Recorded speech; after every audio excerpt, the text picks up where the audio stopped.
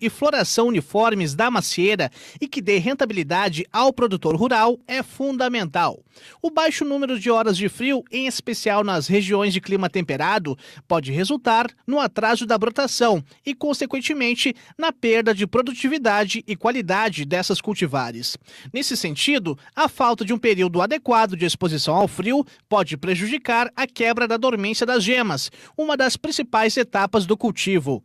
Segundo o Dr. José Luiz Petri, da Empresa de Pesquisa Agropecuária e Extensão Rural de Santa Catarina, a EPAGRE, para que se obtenha sucesso na aplicação e eficiência do manejo neste período, alguns fatores devem ser considerados, como o momento de aplicação. A época de aplicação é no inchamento das gemas, né? E principalmente o efeito do tratamento de quebra de dormência é muito importante, a temperatura no momento da aplicação e nos próximos 3 ou 4 dias após a aplicação, aonde nós deveremos ter temperaturas acima de 20 graus. O ideal é com temperaturas em torno de 25 graus que se faça essa aplicação. Além disso, é necessário ter atenção com a dosagem aplicada. As concentrações hoje variam muito de acordo com a região, né? Então, por exemplo, uma região que nem a de São Joaquim, acima de 1.200 metros de altitude, é possível a utilização de dosagens menores, porque lá faz mais frio. Já uma região mais quente, como a região de Parapanema, em São Paulo, aí você tem que usar dosagens mais altas. A BASF oferece soluções completas para a quebra de dormência de gemas. Para mais informações, entre em contato com o serviço de atendimento ao cliente da empresa, no 0800 0192 500. Agência Rádio Web de São Paulo, Leno Falck. De segunda a sexta, aqui na sua Difusora M, tem Oswaldo Maia, apresentando Passando a Limpo. Não perca! Estamos de volta na sua Difusora M, de São Luís para todo mundo. Difusora, a poderosa.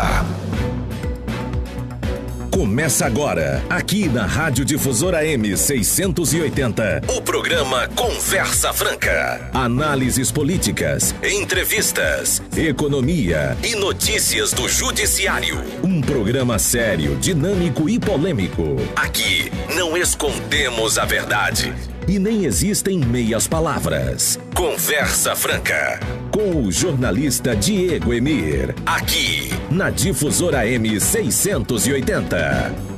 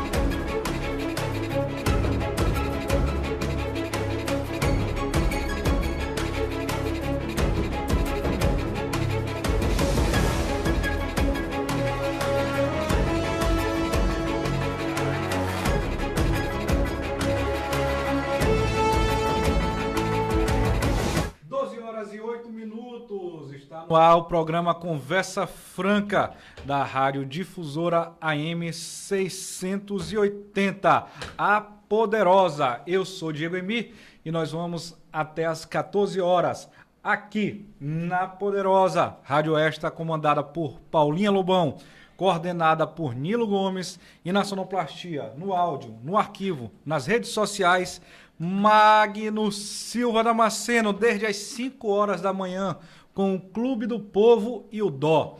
Também comigo aqui, Andresa Severa, que também apresentou ainda há pouco o programa Jogo de Ideias, audiência lá em cima.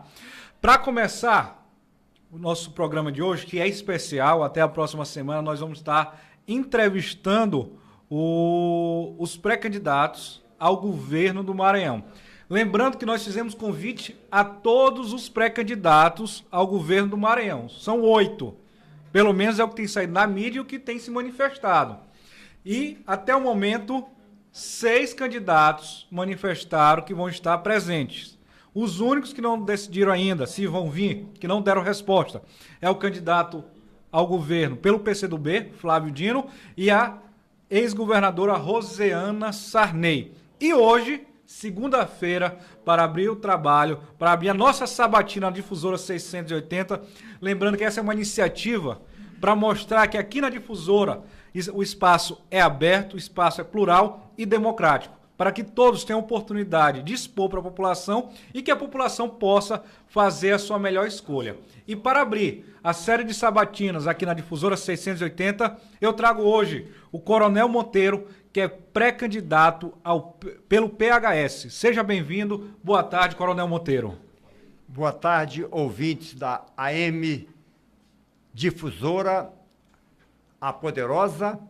Boa tarde, Diego Emir. Eu me proponho aqui a receber todas as perguntas que você me venha fazer, amigo ouvinte, todas as perguntas que o Diego venha fazer, e eu peço encarecidamente, não me poupem, não me poupem. Perfeito. Para começar a nossa entrevista, a gente quer saber quem é o Coronel Monteiro. É coronel só por apelido ou o senhor exerceu de fato a função de coronel? Foi na Polícia Militar? Foi no Exército? Quem é o Coronel Monteiro? Eu vou fazer a mais breve biografia possível. Eu sou coronel do Exército, aposentado, me formei na Academia Militar das Agulhas Negras em 1971, sou formado em Administração Pública, em Administração de Empresas, sou bacharel em Matemática, fui professor universitário, fui consultor do ICA, um órgão da OEA, e tenho bagagem como secretário municipal de segurança em São José de Ribamar, superintendente de assuntos indígenas, responsável pela desintrusão da área indígena Canabrava, melhor dizendo, do povoado São Pedro dos Cacetes, na área indígena Canabrava Guajajaras, uma experiência extremamente exitosa e elogiada pela própria OEA. Então, nós temos uma razoável bagagem, experiência tanto no campo castrense, no campo militar, quanto na administração pública e privada, porque já fui gerente de banco, já fui empresário. Coronel, perfeito. Boa tarde, senhor Coronel. Agora sim, com áudio. Boa tarde, Coronel. Seja bem-vindo à Rádio Difusora M680. O senhor fez aí uma breve apresentação sua, mas nas pesquisas eleitorais o senhor tem aparecido lá nas últimas colocações. Por alguns segmentos da imprensa, o senhor é colocado até como lanterninha nessa disputa para as eleições 2018. Como é que o senhor pretende reverter essa situação, a sua imagem especialmente, de modo que o senhor caia, já que essa é a sua intenção quando entra nessa disputa, mas caia no gosto dos eleitores, né? Termine sendo mais confiável para os eleitores depositar esse voto no senhor nas eleições 2018. Como sair dessa posição aí de lanterninha colocada nas pesquisas eleitorais? E que se registre, Coronel Monteiro, só para completar, tem muitas pesquisas que acabam omitindo o seu nome. Retira o senhor. Como é que também, para complementar a pergunta da Andresa, como é que o senhor reage a esses institutos e esses veículos de comunicação que contratam, mas deixa o senhor de fora? Vamos lá. Emir e Andresa. Eu recebo esse carinhoso apelido de lanterninha com muita tranquilidade. Efetivamente, eu sou o 4º colocado nas pesquisas honestas. Quais são as pesquisas honestas? Aquelas que são feitas para consumo próprio dos partidos e que eles não divulgam. Quando eu vejo uma pesquisa jogando um pré-candidato com 52% de rejeição e 70% de aprovação, eu vejo que a aritmética o meu caderno de aritmética foi rasgado. Meu diploma de matemática foi para o brejo. Sem nenhum demérito ao meu querido brejo. A questão não é essa. A questão é nós sermos honestos no trato da coisa. Eu sou conhecido por 12% da população do Maranhão. Sendo conhecido por 12% e tendo hoje quase 8% de intenção de votos, eu estou numa situação extremamente privilegiada. Os institutos de pesquisas contratados para mostrar para o público os pré-candidatos não nominam o Coronel Monteiro. Sabe por quê? Não convém ao mecanismo que o Coronel Monteiro apareça. O Coronel Monteiro vai ser o terror dos pré-candidatos que estão hoje dizendo que estão na cabeça. É bom eu registrar que o Coronel Monteiro está dizendo que ele aparece em 12% nas pesquisas dele, são de consumo interno. Eu sou conhecido por 12% da população. Perfeito. 12%. Estou próximo de 8% de intenção de voto. Isso. Mas nas pesquisas que foram divulgadas até o momento, que foi o Datailha, Dataem e Exata. Nenhuma das três o senhor foi incluído. Qual é a sua opinião, então, sobre esses institutos? Eu prefiro que o cidadão julgue. Os datas estão aí, as exatas estão aí, completamente inexatas, mas eu prefiro que o cidadão julgue. Diego, vamos ser bem honestos um com o outro. Eu estou olhando nos teus olhos. Eu te digo, de cada 5 pessoas com quem eu converso, ao final da conversa, pelo menos duas, assumem compromisso de que vão sufragar o meu nome no dia da verdade. Por que o senhor se definiu agora há pouco como o terror dos pré-candidatos que aí estão? Porque eu não sou de direita, eu não sou de esquerda, eu não sou de centro. Eu sou honesto. Precisa mais? Precisa no aspecto das eleições nacionais, né? Não sendo de direita, não sendo de centro, não sendo de esquerda, sendo honesto, qual que seria o seu pré-candidato à presidência da República que tem uma posição definida? Desde 2016, eu venho entabulando conversas com Jair Bolsonaro. Chegamos a firmar noivado. Eu tenho vídeos e mais vídeos de apoio de Bolsonaro à nossa pré-candidatura. Quando Bolsonaro, no dia 14 de março, me chamou a Brasília e me disse: Coronel, vamos montar nosso grupo de trabalho. Vamos gravar um vídeo. E eu tenho o vídeo gravado, vou mostrar para vocês dois ao final do programa. Onde Bolsonaro me diz assim: Coronel, o senhor é o nosso pré-candidato a senador. E eu disse: a pré-candidatura a senador, Bolsonaro, convém a você. A mim e ao Maranhão não convém minha pré-candidatura ao Senado. Eu não entrarei para qualquer cargo que não seja para governador do Estado. Esse é meu propósito, essa é minha determinação. Dessa determinação e desse propósito, eu não arredo o pé. Então, disse não a Bolsonaro, coisa que não é qualquer pessoa que tem coragem moral de dizer. Eu disse não a Bolsonaro, vocês vão ter testemunha, porque está no meu celular gravado a entrevista, a declaração de Bolsonaro. Então, nessas condições, eu me torno terror porque eu não sou de direita, não sou de esquerda, não sou de centro, sabe por quê?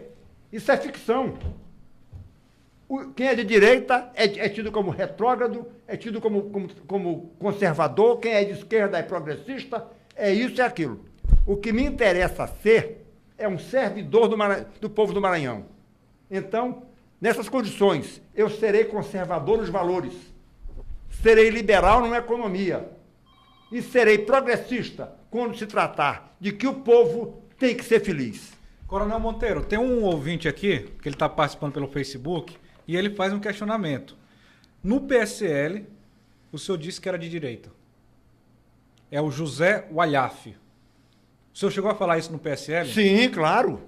Nada que fez mudar de opinião? Não mudei de opinião. Absolutamente não mudei de opinião. O que se passa é que hoje rotulam direita, esquerda e centro como se fossem casas compartimentadas. Quando nós sabemos que em qualquer das posições dentro desse espectro que vai da extrema esquerda à extrema direita, você pode encontrar coisa que se aproveite. Então, eu me rotular de direita é estupidez. Eu me rotular de esquerda é estupidez. Eu me posiciono aonde eu encontro valores que eu possa abraçar. Dentro da esquerda, no aspecto da esquerda, você encontra posicionamentos, posições, pessoas que são extremamente saudáveis. Da mesma forma, você vai encontrar na direita e no centro. Então, eu agora tomar uma posição e fazer disso uma bandeira, uma trincheira, não me parece razoável. Eu tenho 70 anos, já vivi desde o movimento estudantil até a guerrilha do Araguaia. Então, eu posso dizer que posições extremas nunca levaram a nada. Então, o senhor não estará com o candidato Jair Bolsonaro na próxima quinta-feira? Não, não estarei com ele. E sabe por que eu não estarei com ele? Porque eu disse para Jair Bolsonaro a seguinte expressão: Bolsonaro, eu estarei com você enquanto o seu discurso for de moralidade e você estiver ligado a pessoas que defendem valores e que não tenham nenhum processo na justiça ou fora dela. Dos candidatos que aí estão, o senhor já disse não ao Bolsonaro, mas dos candidatos que aí estão para a presidência da República, qual que o senhor considera honesto? Ou não há nenhum, na sua opinião, até agora? Eu não vou julgar ninguém, mas não me abraçarei, no momento, a nenhum pré-candidato à presidência da República. Por quê? Eu quero ter muito mais um compromisso com o Maranhão do que com a presidência da República. Eu não vou governar o Maranhão atrelado a um presidente. Eu vou governar o Maranhão atrelado ao povo do Maranhão. Mas o senhor não acredita que essa aliança é importante para governar um estado do Maranhão? Nunca foi. Pasme, nunca foi. Nós já tivemos inúmeros governadores que não têm alinhamento político com os presidentes da República e nem por isso deixaram de ser excelentes governadores. E o inverso é verdadeiro. Péssimos governadores aliados a presidentes também de reputação duvidosa. Então essa aliança não é fundamental. Então, o fundamental é nós termos um compromisso de seriedade, de honestidade, de propósito e agir segundo a necessidade do nosso povo aqui. Então, por essa sua lógica, a aliança com os prefeitos dos municípios maranhenses não seriam importantes para a sua pré-candidatura? Aí vem a outra guinada. Essa, para mim, é fundamental, porque meu mote para governo é ter um governo do Estado municipalizado. Eu não vou fazer obra dentro de município. Quem vai fazer obra no município, mesmo com recurso do Estado, é o prefeito. Então o senhor defende a volta dos convênios? Muito mais do que isso. Eu não só defendo, como vou implantar o governo do Estado municipalizado. Eu quero chegar dentro do município com o prefeito realizando as obras necessárias ao município. Olha, dentro do nosso plano de governo, existe de nome e não existe de fato, uma secretaria de gestão, onde nós teremos superintendências voltadas para as áreas de governança, saúde, educação, segurança pública, etc. E teremos a superintendência dos municípios. Então, eu saberei onde cada município tem necessidade, destinando recursos para cada município segundo suas necessidades e acompanhando a execução das obras. Não é não é fazer o convênio, repassar o dinheiro e acabou. Não, senhor. É repassar o dinheiro, acompanhar a execução ao longo da própria execução e chegar ao final com a obra concluída, ou obra, ou serviço, ou o que seja. Essa sua Secretaria de Gestão e a Superintendência dos Municípios, que o senhor coloca aqui como uma proposta para o governo do Estado, ela funcionaria tal qual a Secretaria de Articulação Política que hoje existe, ou para o senhor essa secretaria não funciona bem? Bom, falamos em secretarias. Com o status de secretaria, o Maranhão tem 42. Sabia disso, Diego? 42 titulares com status de secretário de Estado. Sabe quanto nós vamos ter? 12. Coronel, mas assim o senhor vai acabar com o Estado. Não, eu só vou tirar o supérfluo. O que, por exemplo, o senhor tiraria? Tudo menos o que é essencial. Se eu te disser agora o que eu vou tirar, eu vou ser bombardeado. Eu sou tudo menos burro. Então, eu não te digo nada do que vai ser cortado agora, mas te digo... Nas suas 12 secretarias. Reduziremos para 12 sem tirar uma atividade sequer. Esta é a grande diferença. Porque hoje em dia fazem secretaria ao sabor das conveniências políticas. E aí eu te respondo agora a questão da articulação política. Eu não quero saber de secretaria de articulação política, de secretaria disso e daquilo, que só serve para para fazer fofoca política. O que eu quero é trabalhar. Então serão 12 secretarias. Na Secretaria de Gestão, eu não vou ter articulação política. E digo mais, no dia seguinte à minha eleição, gostem ou não os políticos, no dia seguinte à minha eleição, eu anuncio o secretariado, todo ele técnico.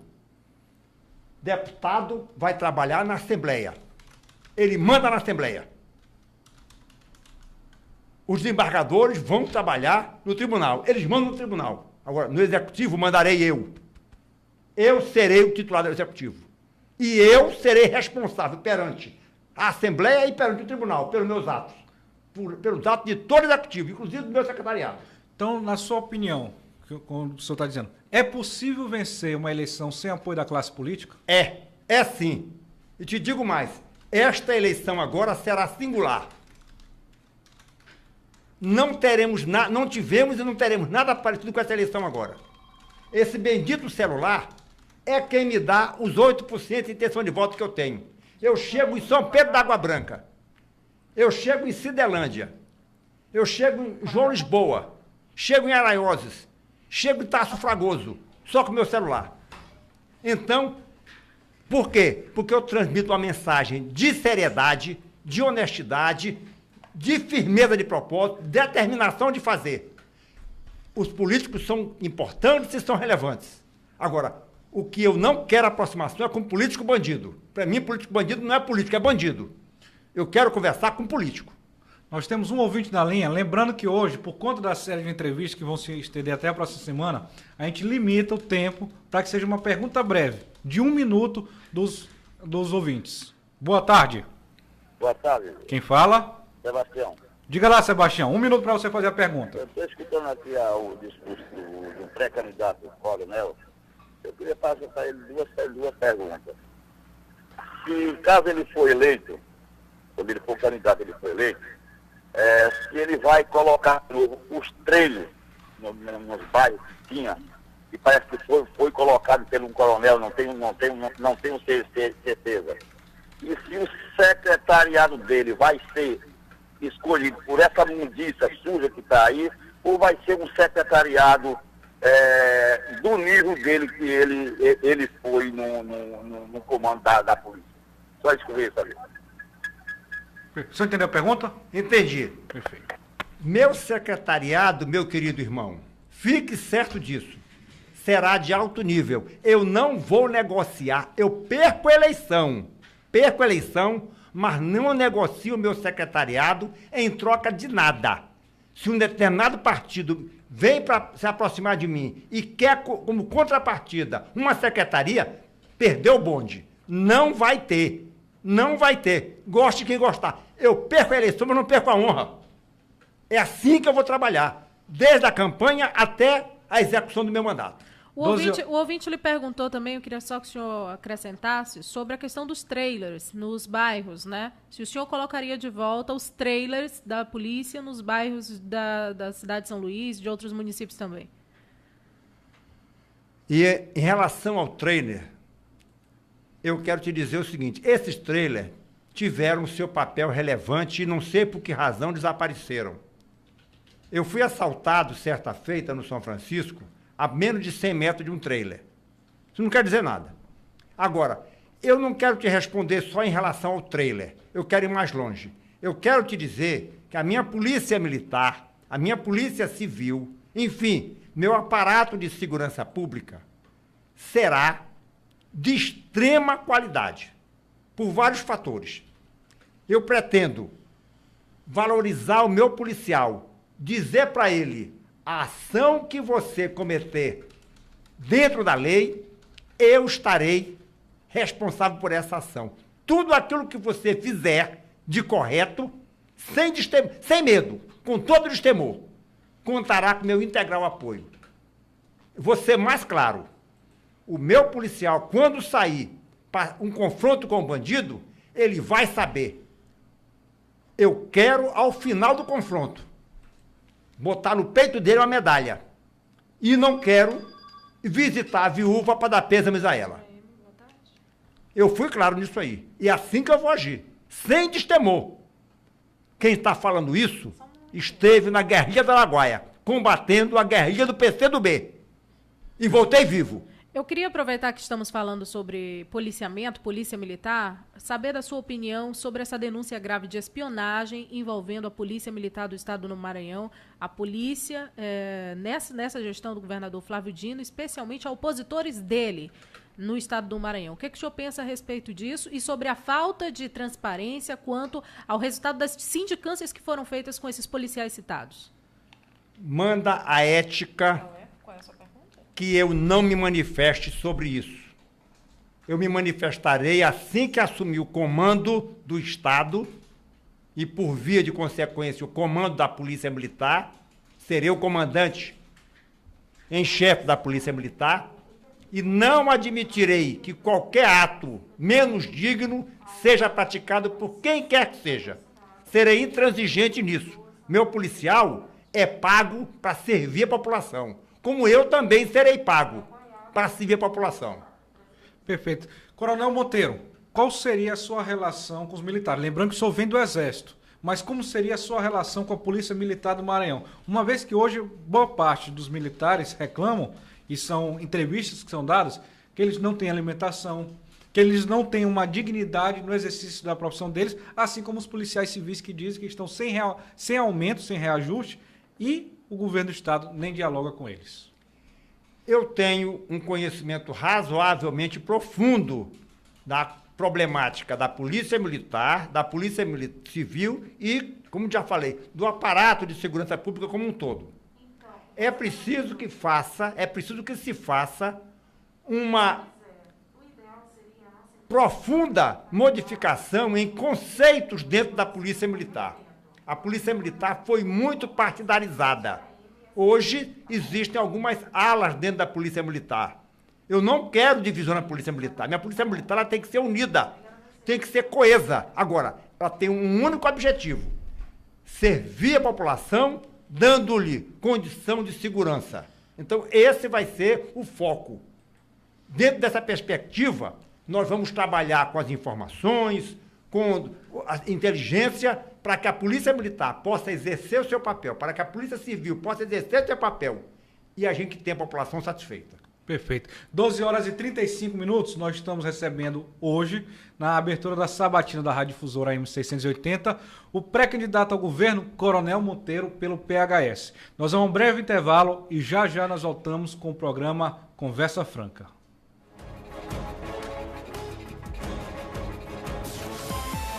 Esta é a Rádio Difusora AM, 680 kHz, ZYH 885, emissora do Sistema Difusora de Comunicação de São Luís para todo mundo.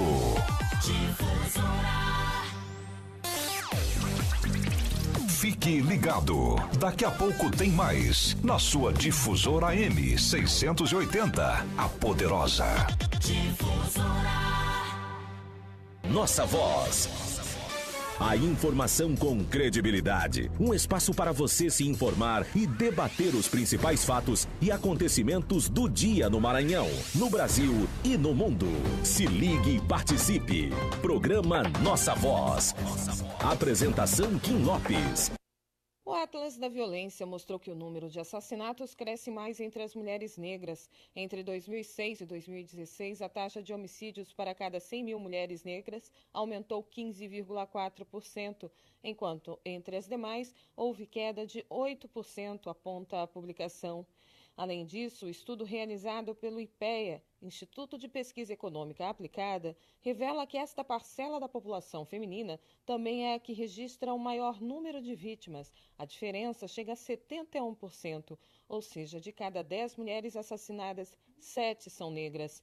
A dirigente da UNEGRO, União dos Negros pela Igualdade no Rio, Cláudia Vitalino, disse que os números agora conseguem mostrar a realidade de uma mulher negra no Brasil. As estatísticas estão batendo com a realidade. Porque isso sempre aconteceu. As mulheres negras sempre foram vistas como objeto, isso sempre foi valorizado pelo Estado, pela mídia. Os direitos das mulheres negras foram discutidos em audiência pública da Comissão de Defesa dos Direitos da Mulher da Assembleia Legislativa do Rio na sexta-feira. A ideia era marcar os 130 anos de abolição da escravatura no Brasil com o debate. A presidente, deputada enfermeira Rejane, PCdoB, disse que a reflexão é que estamos vivendo um momento de retrocesso. O retrocesso é tão rápido, avançar é difícil. Retroceder parece que faz assim e retrocede em uma semana, em um mês, haja vista aí o governo Temer. Mas a gente resiste, nós somos negras, nós somos fortes e vamos resistir a esse processo e avançar na luta das mulheres no estado do Rio de Janeiro. Para a promotora do Núcleo de Violência Doméstica contra a Mulher e Núcleo de Gênero, Lúcia Iloísio Barro Bastos, o caminho para reverter esse quadro passa pela educação. O canal da educação ele é extremamente importante para derrubar preconceitos, derrubar mitos, e derrubar todo um sistema de discriminação que foi construído aí pela nossa história, de colonização, de escravidão. De acordo com o Atlas da Violência, em 10 anos, o número de casos de homicídios de mulheres negras cresceu mais forte nos estados de Goiás, Pará e Pernambuco. Política, um serviço da Alerj, Assembleia Legislativa do Rio. Aqui você tem poder. Do Rio de Janeiro, Valéria Rodrigues. Se tem uma coisa que eu não deixo atrasar, é a taxa patrimonial do meu imóvel. Porque ela vai e volta. Vem aqui para a creche do bairro. Vem aqui para a escola. Os pais e mães do bairro agradecem. E vem aqui também para o posto de saúde. E se volta para a sociedade, volta para minha família também. Se você mora num imóvel da União, pague em dia a taxa patrimonial. Ela volta em benefícios para você. Pagando em cota única, ainda volta 10% de desconto. Acesse patrimoniodetodos.gov.br e saiba mais. Governo Federal. Estamos de volta na sua Difusora AM, de São Luís para todo mundo.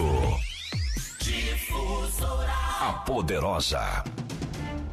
Você está ouvindo o programa Conversa Franca. Na apresentação, o jornalista Diego Emi.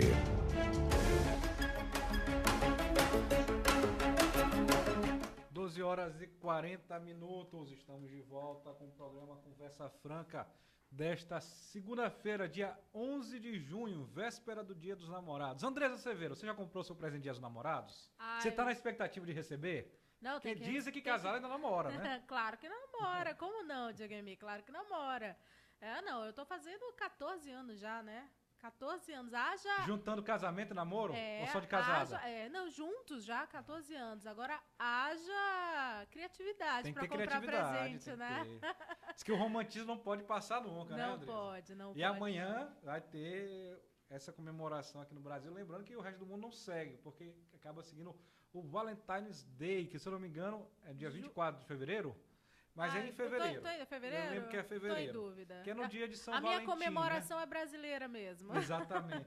Até porque é véspera de Santo Antônio, né? Acho que não quiseram fazer no mesmo dia, porque é dia de Santo Antônio é quem tá querendo casar, né? Dia 12 não. Já é quem tá arrumado. Aí ficam aquelas piadas, aqueles memes, né? De quem tá solteiro. Não é porque eu não tenho namorado que eu tenho que passar com alguém no dia dos namorados. Eu passo com alguém no dia dos índios, né? Que eu não fico um índio no dia.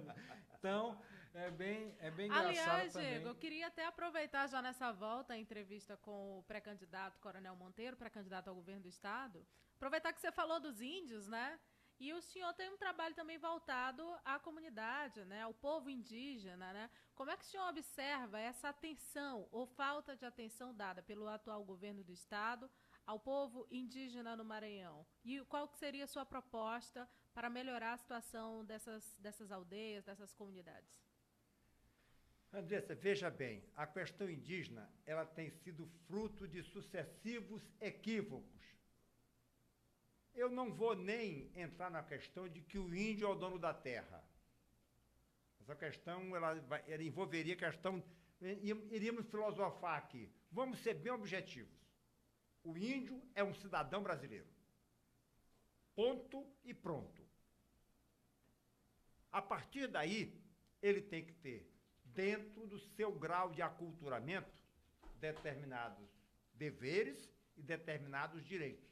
Os deveres são inerentes à assimilação por parte dele da nossa cultura envolvente. Agora, os direitos são de cidadão, na sua integralidade. O que nós estamos vendo é que criou-se um órgão chamado FUNAI, que pouco faz em proveito do índio.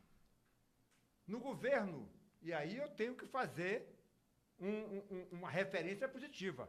Rosiana Sarney criou no Maranhão uma superintendência de assuntos indígenas.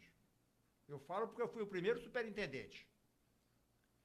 E tinha uma política realmente voltada para o bem-estar do índio, para a solução dos seus problemas.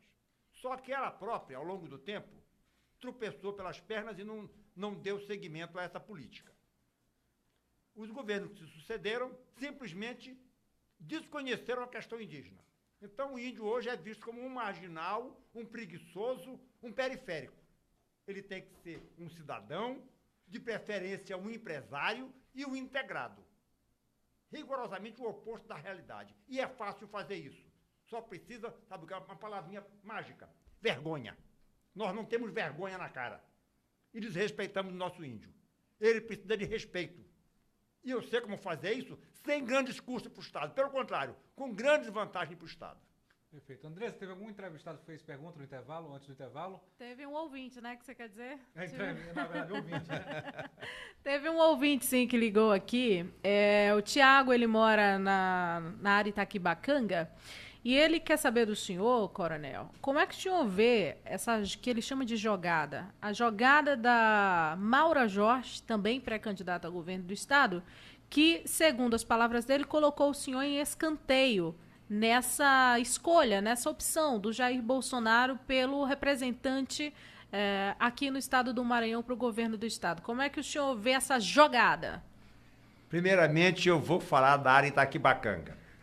Há quase 20 anos nós temos um trabalho social na Vila Nova.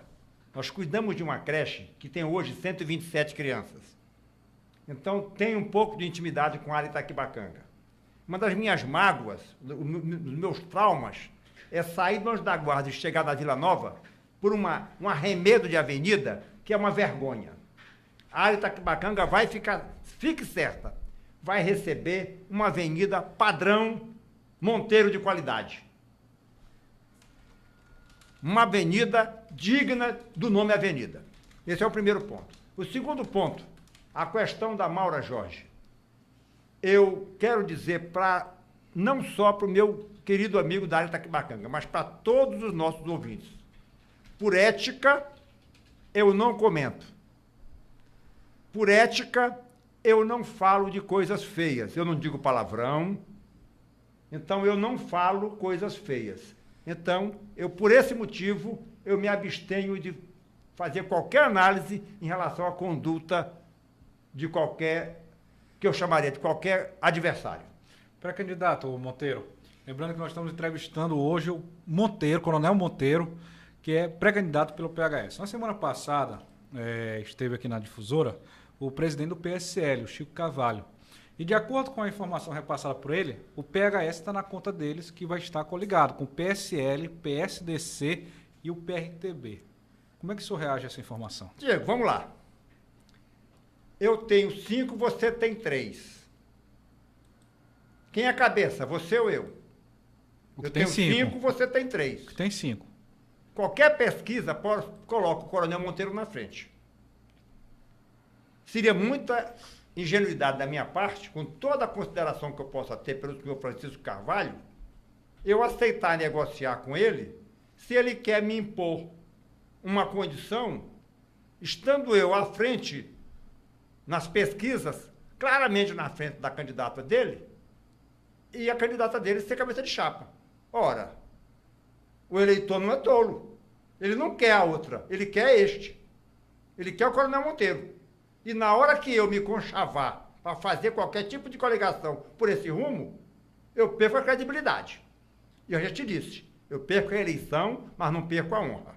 Se o senhor vier a ser convidado para ser vice da Maura, o senhor poderia aceitar? Sob nenhuma hipótese. Essa possibilidade não está no meu cardápio e não será incluída.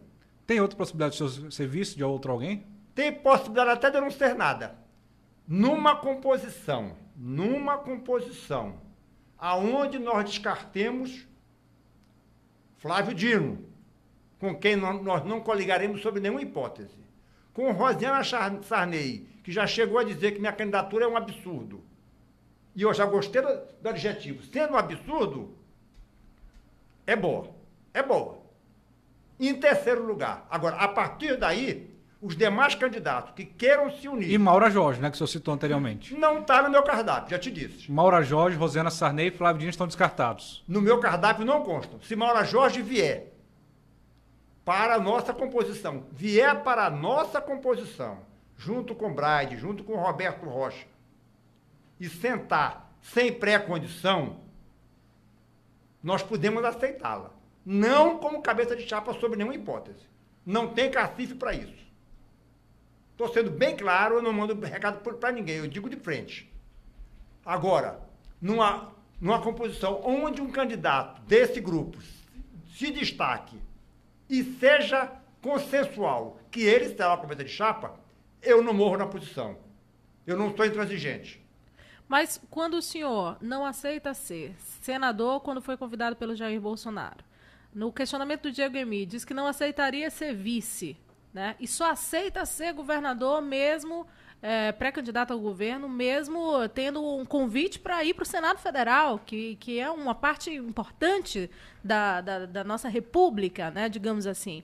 Mas o senhor não acredita que isso termina sendo um pouco de intransigência ou é uma postura sua de que realmente tem que começar por aí, o Senado não seria o melhor caminho, ou o senhor não reconhece a importância do Senado Federal e os nossos representantes no estado do Maranhão? Não seria intransigência essa decisão, mesmo diante de um convite do Jair Bolsonaro, que está bem posicionado nas pesquisas eleitorais, tem uma certa, um certo atrativo, tanto nas redes sociais, né, quanto nas pesquisas que vem apontando ele numa condição interessante, né? Não seria uma intransigência do senhor dizer assim, eu só quero se for para ser governador do estado do Maranhão?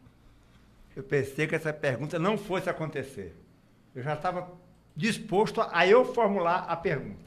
Vamos, então, responder a pergunta de maneira fatiada, por partes.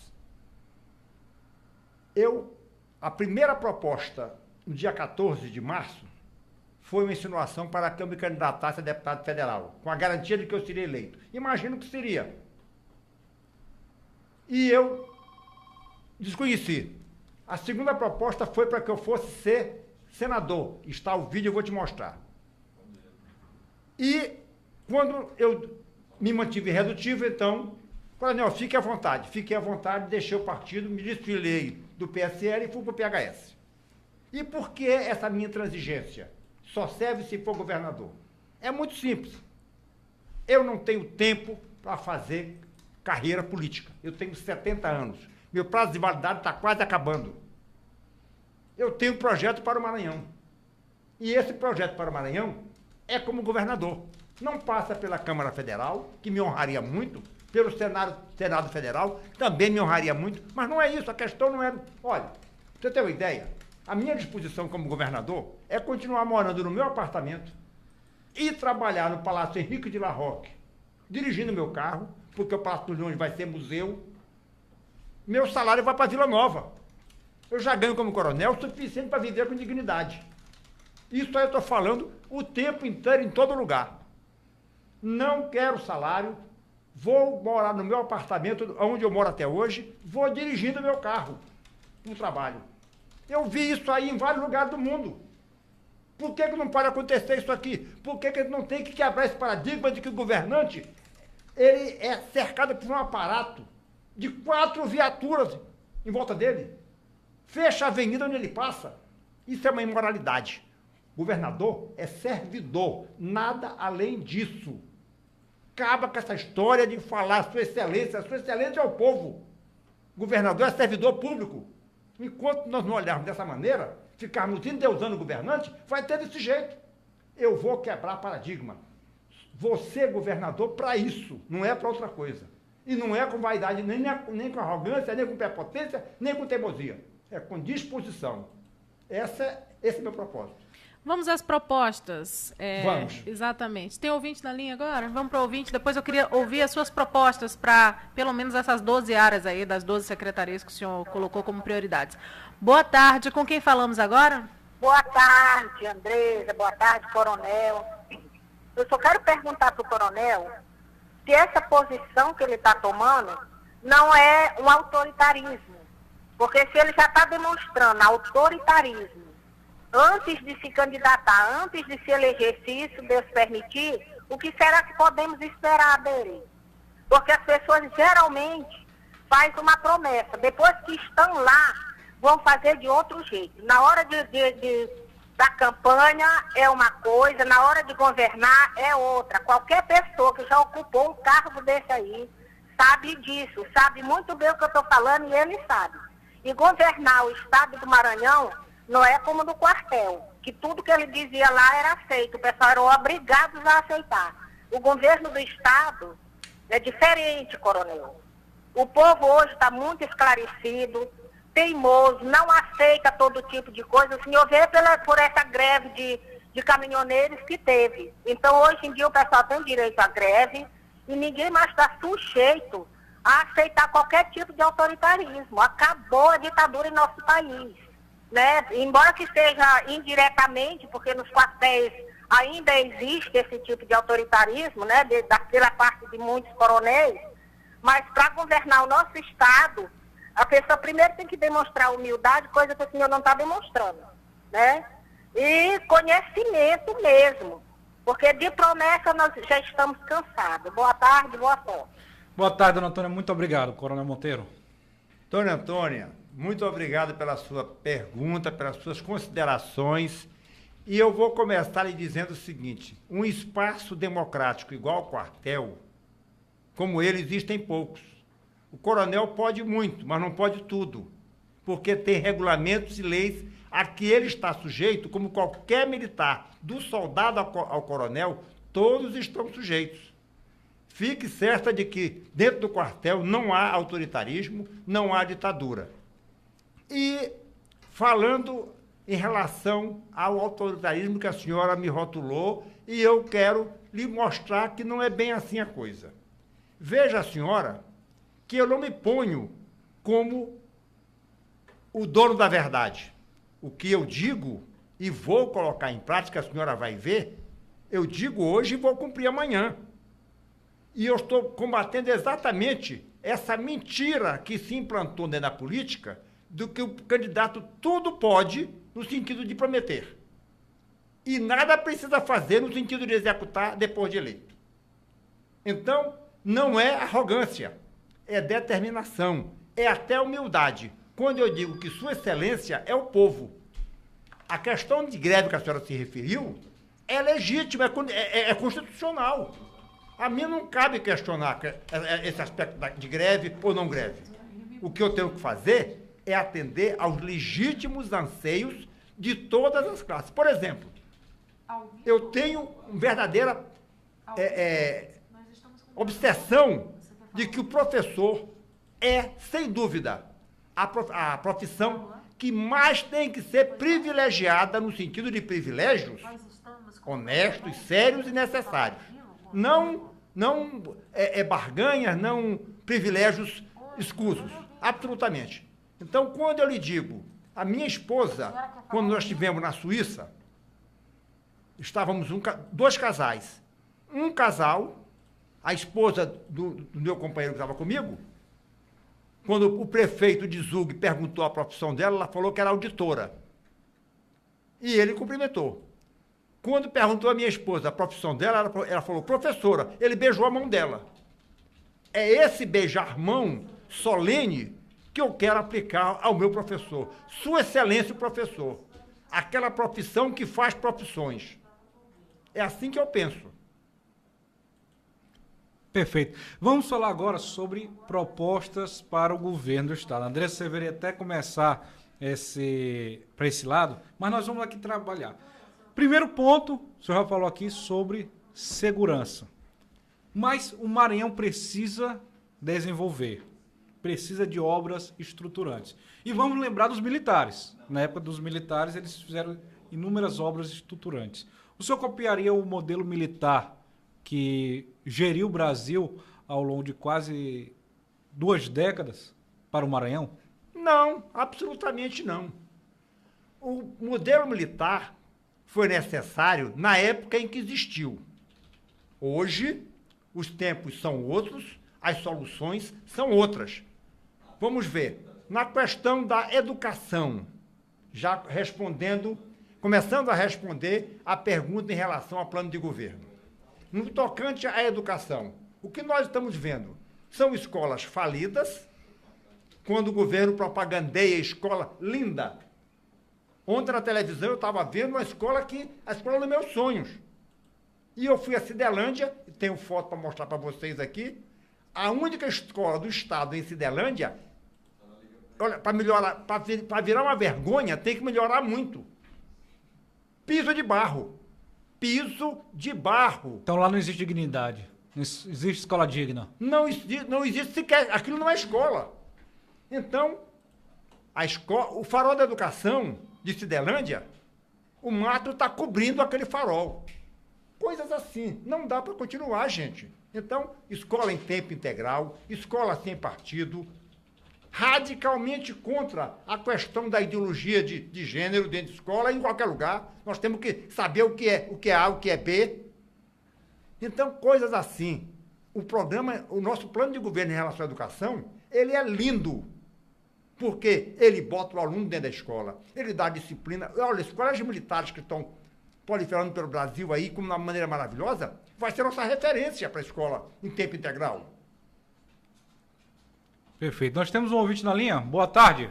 Boa tarde. Quem fala? Comissário Edmundo. Diga lá, emissário. Comissário, diga lá. Comissário aposentado da Polícia Civil. Certo. Primeiro quero dar boa tarde ao coronel e a vocês aí, apresentadores do programa. Eu resolvi telefonar, porque eu estou assistindo o programa, estou ouvindo o programa. E resolvi telefonar, entrar em contato com vocês, justamente para fazer aquilo que eu sempre quis.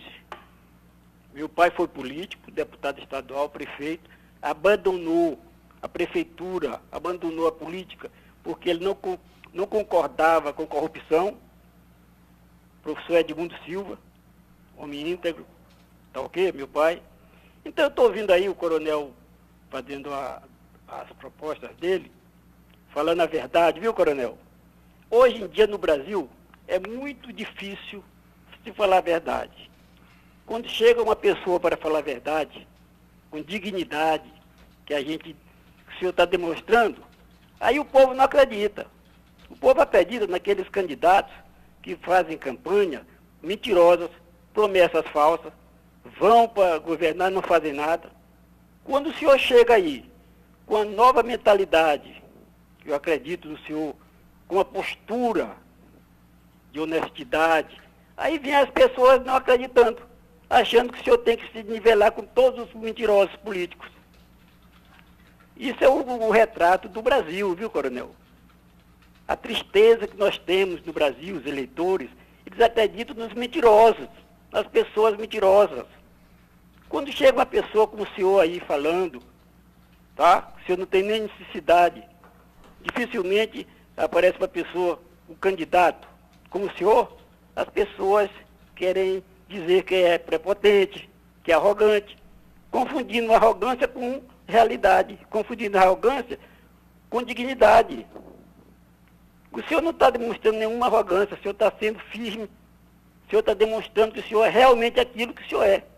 Então, quando a pessoa chega, um candidato com essa postura, aí as pessoas que acreditam na mentira chegam a querer até lhe humilhar. Edmundo, eu vou pedir para o senhor concluir, porque a gente está com o tempo corrido. Tá ok. Então, boa tarde. Tá ok. Pronto. Ele fez comentário, acabou não fazendo uma pergunta. Mas Edmundo, eu vou ler a sua pergunta. Eu vou ler a sua pergunta na sua intenção.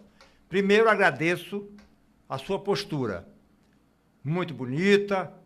E te digo, ela expressa rigorosamente o nosso pensamento. Aos 70 anos, eu podia muito bem, com o salário, com a aposentadoria que tenho, me conformar e esperar a morte chegar tranquilo. Mas eu tenho filhos e netos. Eu não acho razoável deixar para meus filhos e netos um legado que não seja pelo menos o legado que eu recebi quando vim ao mundo. Eu tenho que deixar um Maranhão melhor. E esse é meu compromisso. sem nenhuma preocupação, sem nenhuma arrogância, sem nenhuma pretensão maior. Eu acho que eu posso servir. Essa é a palavra para mim que é fundamental. O que eu quero é servir. Era muito cômodo, como disse, continuar numa boa. Mas não é isso que eu quero. Perfeito. 1h03. Andrés, vamos para o intervalo e já a gente vai debater mais propostas aqui com o Coronel Monteiro. Muita gente perguntando, tem um Leone que perguntou aqui, vocês não vão convidar o PSOL, o PSTU? Olha só, o PSOL está convidado, o Odívio Neto foi aceito como candidato do PSOL, inclusive foi anunciada a aliança com o PCB, vão manter a aliança, e está previsto para o dia 15. Mas, como a gente disse, de acordo com os candidatos, com os interesses, pode haver modificação das datas, por causa da presença. No caso de Roberto Rocha, que é pré-candidato ao governo e é senador, eventualmente ele estaria na terça aqui, mas por conta da sua agenda em Brasília, pode haver uma mudança com o Odívio Neto, que está previsto para dia 15, sexta-feira. O candidato do PSTU, eu falei com o presidente, o PSTU ainda não definiu. Vou falar agora com o Saulo Arcangeli, ver se tem alguma novidade. Inclusive, o Saulo Arcangeli me respondeu aqui, ele disse que é candidato ao Senado. E o candidato ao governo é o Ramon Zapata. Então, vamos tentar contato com o Ramon Zapata e, caso ele aceite, ele estará aqui. Lembrando que os outros já estão confirmados. Amanhã, Eduardo Braide. Quarta-feira, Maura Jorge. Quinta-feira não teremos, por conta que Flávio Dino não deu a resposta, e aí faremos a cobertura do evento do Bolsonaro, a partir de meio-dia, e depois às 15 horas, no Multicentro Sebrae. Sexta, a princípio, Odívio Neto. Na segunda, 18, Ricardo Murat. Terça, a princípio, Roberto Rocha. E, se Rosana Sarney responder, até lá, dia 20. Vamos marcar uma data para o PSTU. Vamos ao intervalo e já voltamos com o programa Conversa Franca. Esta é a Rádio Difusora AM, 680 kHz, ZYH 885, emissora do Sistema Difusora de Comunicação de São Luís para todo mundo. Difusora. Fique ligado, daqui a pouco tem mais na sua Difusora AM 680, a poderosa. Difusora.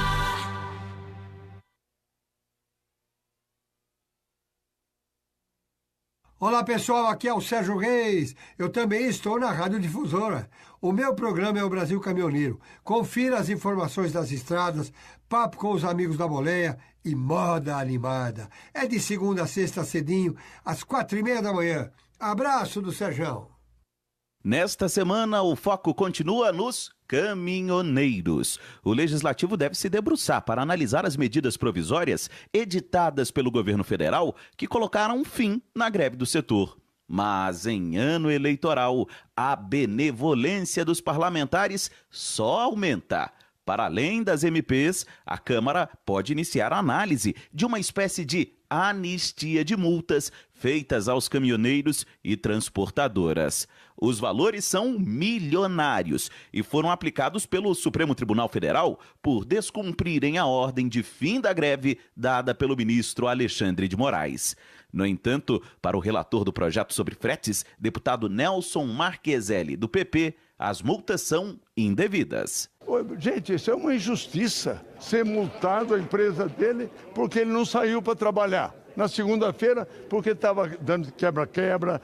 Isso vai ser substituído por uma medida provisória. Já no outro lado da Praça dos Três Poderes, o Supremo retoma o julgamento que decide pela validade ou não das chamadas conduções coercitivas. Essa condução foi bastante usada pela Operação Lava Jato, mas foi suspensa pelo ministro Gilmar Mendes, que é o relator da ação, e votou contra as conduções. Nós já sabemos que prisões alongadas para obter, por exemplo, delação, não é outra coisa senão uma forma de tortura. O investigado ou réu é capturado e levado sob a custódia ao local de inquisição. Já no Palácio do Planalto, o presidente Michel Temer tenta realinhar o apoio na base aliada para votar alguns projetos de cunho econômico. Mas isto só acontece se não aparecer mais uma crise no meio do caminho nesta semana. Ou seja, muitos assuntos e coisas a se falar durante a semana. Por isso, nos encontramos por aqui, na sua rádio favorita.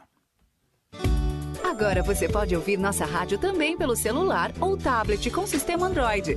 Clique no ícone do Play Store de seu smartphone e procure pelo aplicativo Radiosnet. Instale e ouça nossa rádio em qualquer lugar. Radiosnet, a nova opção para ouvir rádios em celulares e tablets. Estamos de volta na sua Difusora AM, de São Luís para todo mundo. Difusora. A Poderosa. Você está ouvindo o programa Conversa Franca. Na apresentação, o jornalista Diego Emi.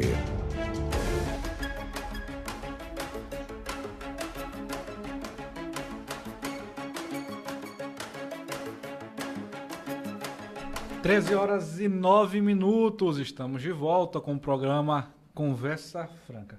Portanto, a gente recebeu a informação aqui no final do segundo bloco que o candidato do PSTU esse ano será o Ramon Zapata. Ramon Zapata já foi candidato várias vezes pelo PSTU. Eles vão se revezando, né? Inclusive foi candidato a vereador na última eleição de São Luís. Teve 255 votos, sendo o segundo mais votado do PSTU. Ele perdeu exatamente para o pré-candidato ao Senado, o Saulo Arcangeli, que teve 1.086 votos. Falando aqui que em outros candidatos, o senhor falou que ocupou já alguns cargos no Executivo. Mas o senhor já disputou outras eleições? Absolutamente não. Nunca disputei uma eleição. Já fui secretário municipal, já fui superintendente de governo do Estado, mas nunca fui filiado a partido político. Minha primeira filiação se deu no ano passado ao PEN, quando o Bolsonaro estava propenso a deixar o PSC e ir para o PEN, que passou a se chamar Patriota.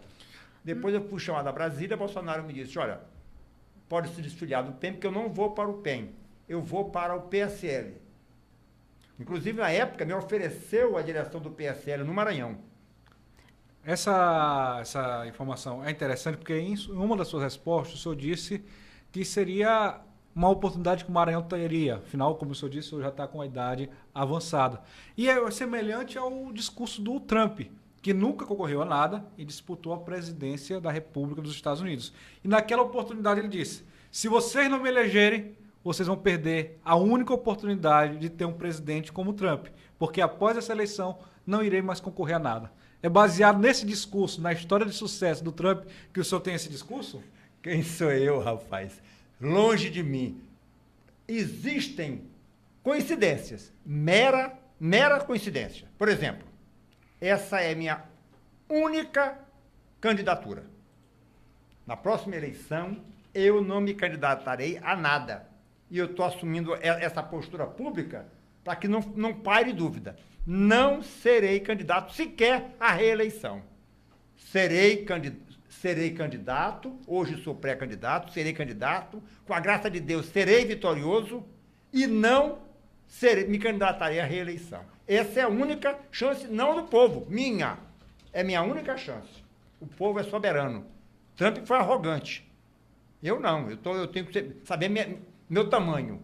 Agora, essa é a minha única candidatura. Primeira e única. O senhor é natural da cidade de Barra do Corda? Com muito orgulho. Sou barracordense com muito orgulho. Lá na cidade de Barra do Corda, o senhor exerceu algum cargo público que o senhor pode ter deixado esse padrão Monteiro de qualidade que o senhor falou nos blocos anteriores? Eu nasci na Barra do Corda, saí da Barra do Corda com 5 anos. O único legado que eu deixei foi quando fui superintendente de assuntos indígenas e nós tiramos um povoado que já existia, com 420 famílias, de dentro da área indígena Canabrava Guajajaras, e reassentamos no Remanso.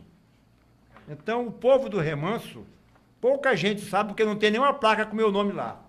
Eu dirigi o asilo de mendicidade de São Luís, um asilo de idosos, construímos 3 pavilhões, não tem meu nome lá. Dirigimos uma creche na Vila Nova e não tem nosso nome lá. Nós não temos a preocupação de deixar marcas gravadas em bronze.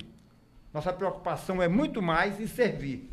Então, na Barra do Corda, o que tem lá é que nós tiramos o povoado São Pedro dos Cacetes, que vivia dentro da área indígena, e eu não vou entrar nem na questão de direitos ou não direitos, e reassentamos com toda a dignidade no Remanso. Mas fora a questão indígena, os moradores de Barra do Corda tiveram acesso a esse padrão Monteiro de qualidade em outras áreas?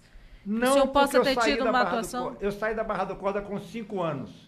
Com pouco mais de 50 anos, tive como superintendente de assuntos indígenas essa atividade específica. Mas eu nunca morei na Barra do Corda. Depois saí, fui estudar no Ceará, depois fui estudar no Rio de Janeiro, me formei, rodei o Brasil inteiro durante 30 anos, voltei para São Luís, onde estou até hoje. Então, meu vínculo com a Barra do Corda é ter nascido lá e me orgulhar de ter nascido lá. Agora, importante, o lançamento oficial da minha candidatura será na Barra do Corda. Já tem previsão para acontecer? Não tem data, eu ainda vou trabalhar mas é ponto pacífico. O lançamento formal será na Barra do Corda. Data ainda não tem. Tem só a convenção, que é dia 5 de agosto, como o senhor... 5 de agosto é a convenção. Antes disso, já sabendo de todas as composições, faremos o nosso lançamento da Barra do Corda. Em relação aos direitos humanos, como é que seria o seu trato com os direitos humanos? Pegando juventude, pegando direitos das mulheres, pegando igualdade racial. Como seria um governador de origem militar com a relação com os direitos humanos? E eu queria aproveitar para acrescentar essa pergunta do Diego Emílio, se o senhor colocaria tudo isso num pacote só, nessa redução das secretarias que o senhor colocou, né? Diz que todas as questões serão tratadas no seu governo, mas com um número mais enxuto de secretarias. Direitos humanos, em vários aspectos, seriam colocados direitos das mulheres, da igualdade racial, do povo LGBT, tudo isso seria colocado numa área só. Aliás, sobre o LGBT, eu queria saber também qual é a sua opinião a respeito dessa parcela da nossa sociedade maranhense. Qual a sua opinião também? Olha, vocês estão me surpreendendo, porque eu estou com algumas perguntas aqui na algibeira para me fazer, e antes que eu faça, vocês estão se antecipando. Veja bem, vamos tratar da questão de direitos humanos. Todos os direitos aos humanos. Todos. E aí eu digo, o presidiário, com todos os direitos que ele tem, com todo o respeito, com toda a dignidade. Os negros, que são uma maioria e não uma minoria, eles têm que ser vistos como maioria e respeitados e privilegiados como tal. Os índios, como minoria, também com toda a dignidade. As mulheres, eu encho a boca para dizer, porque eu sou um eterno namorado da minha mulher, vou completar, tenho 45 anos de casado, muito feliz da vida, então, mas isso aí é só um periférico. LGBT, nada contra, tudo a favor. Por que que eu tenho que questionar esse aspecto da nossa vida? Existe? Existe. Existindo tem que ser respeitado. O que eu não vou fazer é oba-oba em cima disso. É muito diferente. Agora, respeito, tratar com dignidade, dar oportunidade, igualdade de condições com qualquer outra pessoa, eu não vou criar um bolsa gay. Não. Não vou criar uma cota gay. Não. Mas também não vou discriminar sob nenhuma hipótese. O gay, o não gay, a mulher, o homem, quem quer que seja, será tratado com todo respeito e dignidade. Salário de mulher igual ao salário de homem, igual, e em função muito mais da sua capacidade do que da sua condição. Aliás, em função muito mais não, em função essencialmente disso. Então, não me venham dizer que o Coronel Monteiro, por ser militar, é contra isso, contra... Não, absolutamente.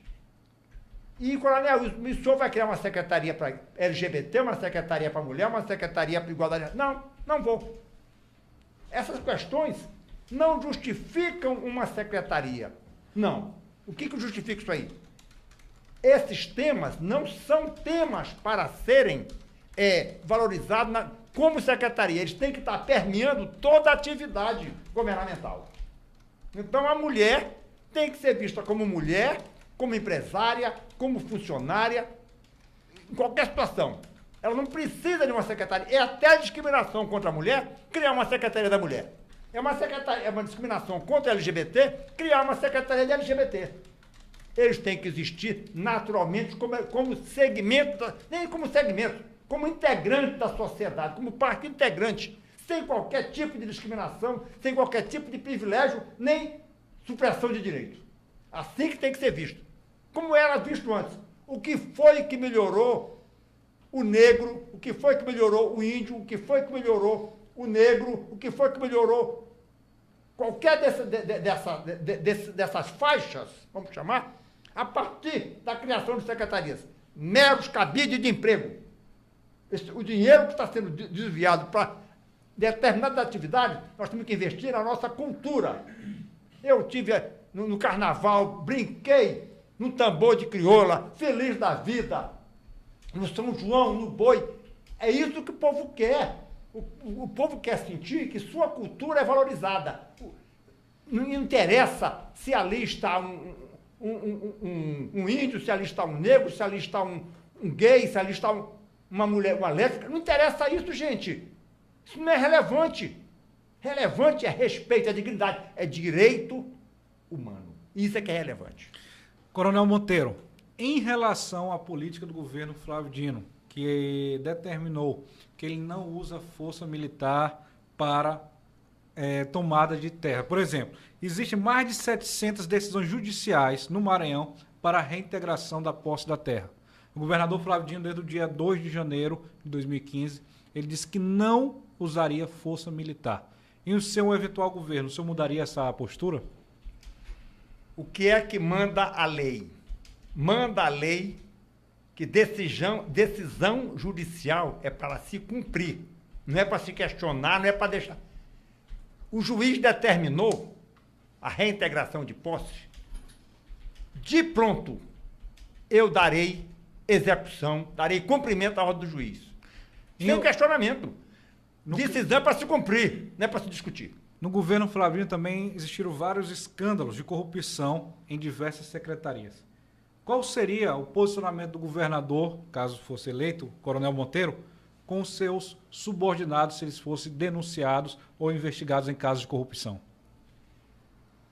Eu tenho muita preocupação na composição do meu secretariado. Já tenho praticamente, já conversei com ele, inclusive, o meu secretário de Educação, o meu secretário de Saúde. Poderia revelar os nomes? Não, Deus me livre. Na hora que eu revelar, ele deixa de ser secretário. Mas pelo menos essas secretarias que o senhor ainda não tornou público para o nosso ouvinte, o senhor falou de 12, não vai falar de nomes, mas quais são essas 12 secretarias que o ouvinte quer saber? Eu ainda não... Você vê que eu não trouxe uma linha escrita para essa nossa conversa. E as 12 secretarias estão dentro do plano que, na oportunidade, eu vou apresentar. Tá certo? Então, eu vou te pedir perdão por não declinar o nome o título de cada uma dessas 12 secretarias, mas, na oportunidade certa, eu vou dizer as secretarias e, no momento adequado também, os titulares. Fique certo de uma coisa, respondendo à pergunta do nosso... Diego. Do Diego. O meu auxiliar, seja ele quem for, veja bem, eu não estou dizendo que ele seja culpado. Se contra ele se formular uma denúncia, ele será afastado de plano do cargo. Terá o tempo para se justificar. Justificado perante o governador, ele volta para o cargo. Não justificado, ele vai responder na justiça por aquele delito, por aquele mau comportamento que ele tiver, por acaso, tido como conduta. Esse modo de tratamento, né, dos servidores do Estado com o responsável pelo Executivo, ele pode ser lembrado, inclusive, sobre essa postura do governador Flávio Dino quando chamou um policial que foi colocado aí nessa sindicância da espionagem como um policial de 5º escalão. E o governador Flávio Dino, ele é tido como uma pessoa que faz um expediente paralelo no Twitter.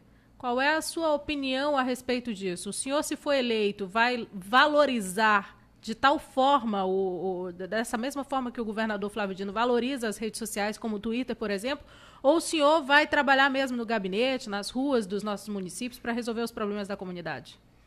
Bom, eu tenho um trauma comigo. eu ainda não consegui ser um aficionado das redes sociais.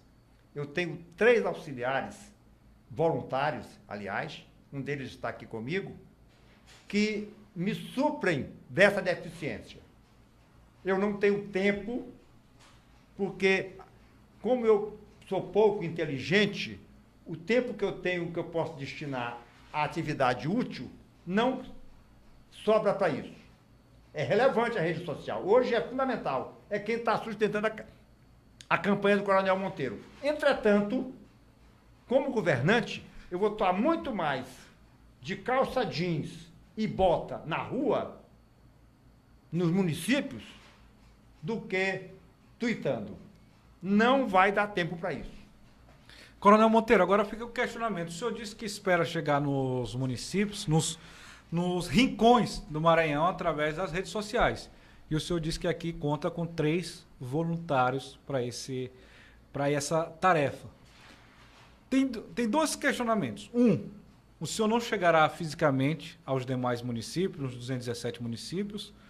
E o senhor acha que apenas com esses 3 vai ser possível alcançar virtualmente o eleitorado maranhense? Ou o senhor acredita que sua campanha deve ganhar mais voluntários, mais adesões? Inclusive, eu aproveito para perguntar para o senhor, que tem sendo uma informação divulgada, saber o que é o BOP do Maranhão.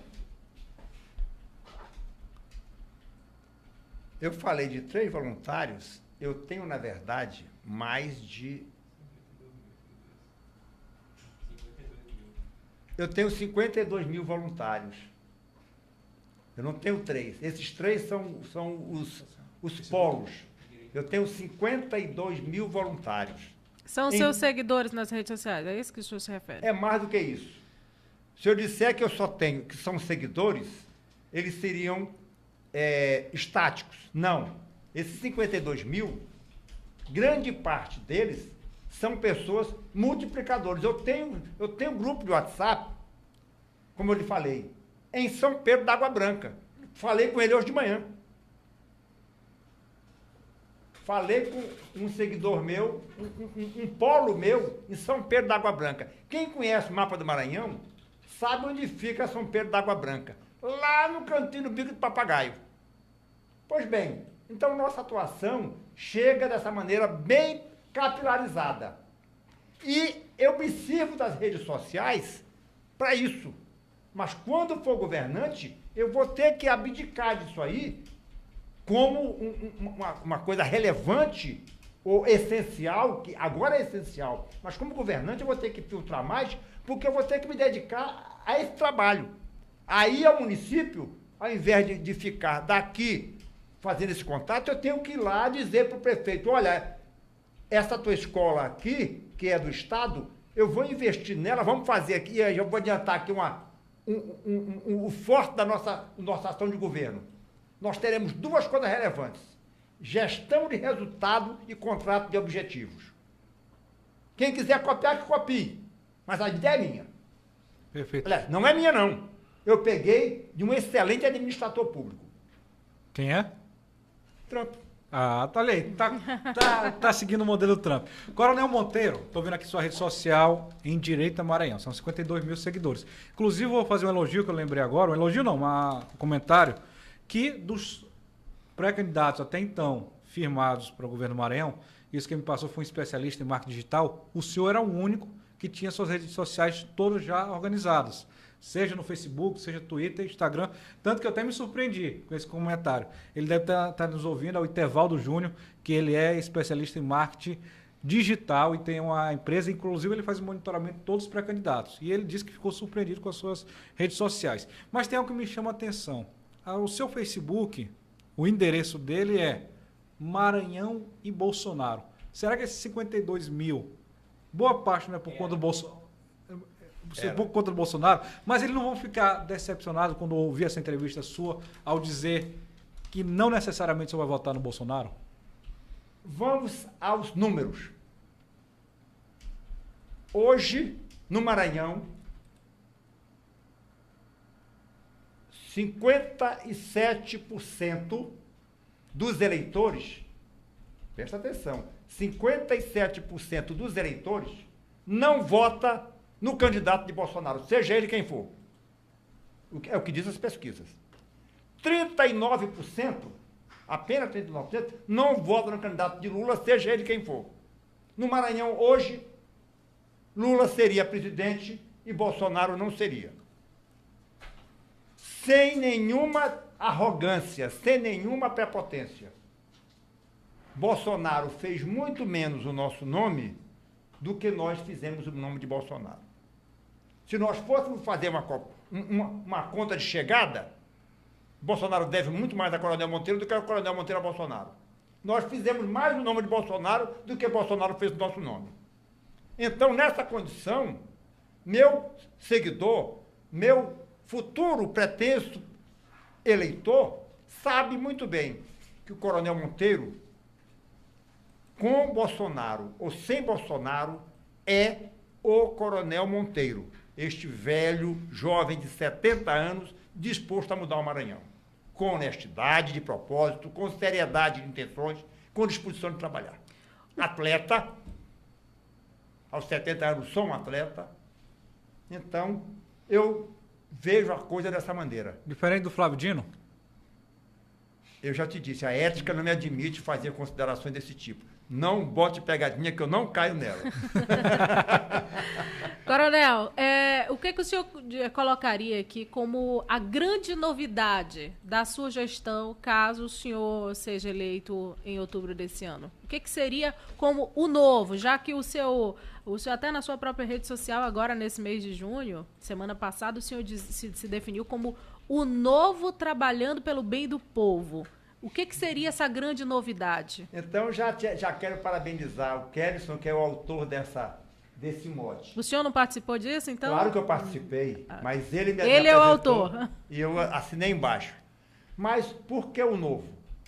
E olha, com toda a tranquilidade, gente, eu não tenho mais direito de ser mentiroso. Já passou da hora. A minha neta ia me xingar se eu dissesse uma mentira aqui. E eu não aceito que as minhas princesinhas me chamem de mentiroso.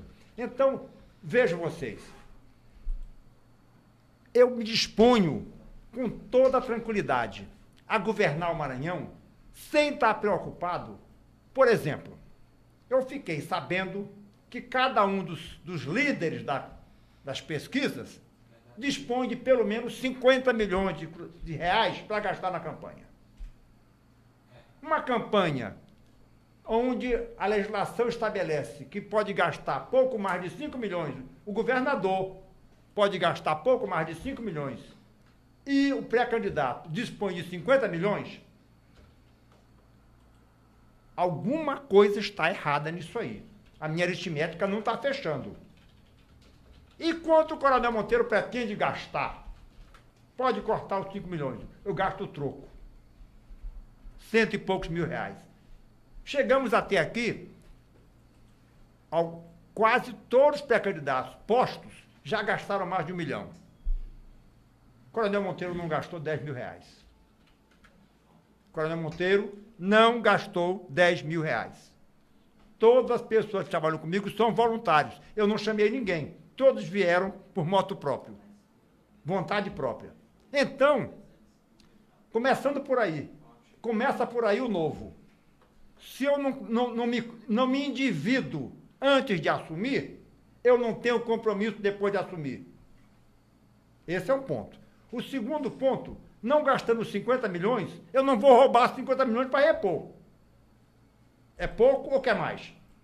Então, dentro dessa ótica, eu posso dizer, o meu secretário de saúde vai ter que suar a camisa para continuar no cargo. O meu secretário de educação, da mesma forma. Eu vou fazer o contrato de objetivos com ele. Você vai receber tanto para fazer isto, isso e aquilo. E eu vou na Secretaria de Gestão, na Superintendência de Saúde da Secretaria de Gestão, eu tenho um técnico especialista em acompanhar a gestão de saúde. Na Secretaria de Gestão, na Superintendência de Educação, eu tenho um especialista em gestão de educação, que vai acompanhar o desempenho dele. Eu não vou deixar acontecer, como você falou há pouco, o rombo da saúde. Não vou deixar acontecer. Por que aconteceu? Porque eu entrego o dinheiro para o secretário, ele vai gastar o gosto dele. Ele não tem compromisso com o governo, muito menos com o povo. Ele tem com o partido e com aqueles que sustentam ele. Essa é a diferença. Esse é o novo, que nem é tão novo assim. Jesus Cristo já pregou isso. Ninguém seguiu, mas ele pregou. Ele tirou os vendilhões do templo, não foi à toa. Ninguém quer seguir. Essa é a verdade. O novo é moralidade. O senhor fala de compromisso com o partido. Quais são os compromissos do seu partido para as eleições de 2018? Obviamente, além de apoiar a sua candidatura. Mas no interior do Estado, quais que são esses compromissos aí que o partido está buscando para até novas candidaturas que devam ser apresentadas? O senhor está acompanhando isso também? Porque são pessoas que podem estar auxiliando o senhor aí nesse processo de construção da sua imagem também, que precisa melhorar nas pesquisas, sejam elas quais sejam, mas isso é inegável, é fato. Muito bem. O nosso partido tomou como norma: nós não temos nenhum candidato com mandato. Ninguém tem mandato. Nós tínhamos um candidato com mandato, deputado estadual, que entendeu a nossa determinação e nos deixou. De maneira amigável, cordial, mas deixou. E nós precisávamos disso. Era a determinação nossa, todos os candidatos não serem de mandato. As lideranças foram surgindo em todo o Maranhão. Filiamos muita gente e escolhemos a quantidade necessária para formar a nominata do partido. Tá. Governador, senador, deputado federal e estadual. Muito bem. Deixamos todo mundo solto para cada um crescer a seu gosto. E agora vamos fazer na convenção essa filtragem para que possamos escolher os pré-candidatos dentro das normas da legislação eleitoral. Sempre que estamos indo a qualquer lugar, e viajamos quase muito pouco até agora, vamos intensificando agora, estamos então nos ligando, como fizemos em Imperatriz, tivemos uma situação extremamente feliz, em Viana a mesma coisa, em Balsas mesma maneira. Então, olha, no sul do Maranhão, nossa candidatura é rigorosamente o oposto do que é aqui na ilha. Na ilha eu ainda sou realmente um ilustre desconhecido. No sul do Maranhão, nossa candidatura já é referência. O senhor falou de sul do Maranhão e não tem como não parar para pensar sobre essa questão que muita gente comenta há muitos anos, que é o Maranhão do Sul, né? A separação, né? E Imperatriz aí à frente desse Maranhão do Sul. E amanhã, inclusive, está previsto lá no plenário da Câmara dos Deputados a votação de um projeto que regulamenta a criação de novos municípios, também aqui no estado do Maranhão. Tivemos muitos representantes que foram lá para a Câmara exatamente para pressionar para que essa votação aconteça, e ela tem se empurrado bastante. Pode ser que nem aconteça porque o recesso já está aí beirando o dia do início do recesso. Eu queria saber do senhor qual é a sua opinião a respeito dessa proposta, da criação de novos municípios ou mesmo da separação desses que já existem aqui, né? O que o senhor pensa a respeito disso e também sobre o Maranhão do Sul? Qual a sua opinião?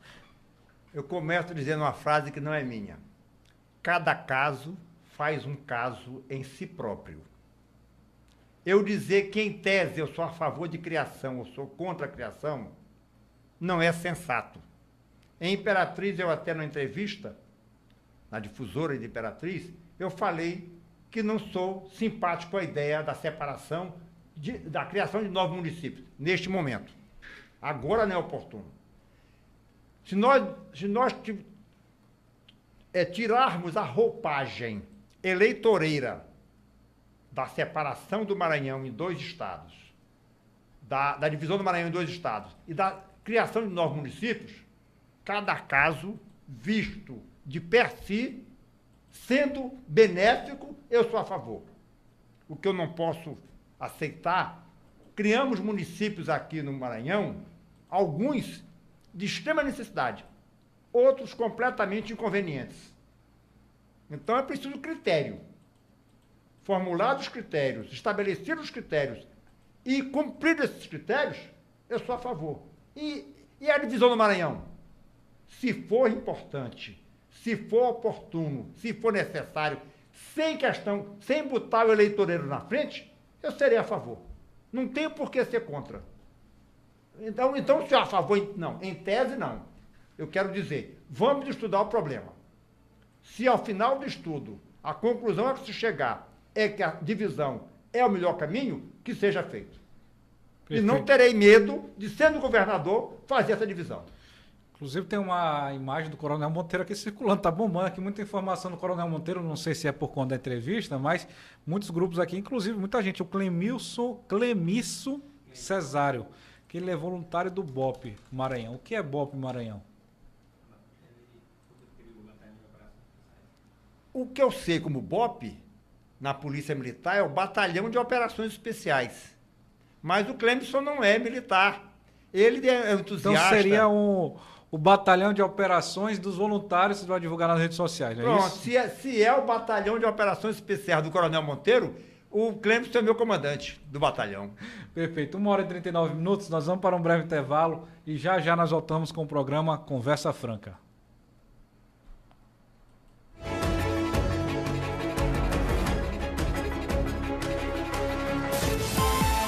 Esta é a Rádio Difusora AM, 680 kHz, ZYH 885, emissora do Sistema Difusora de Comunicação de São Luís para todo mundo.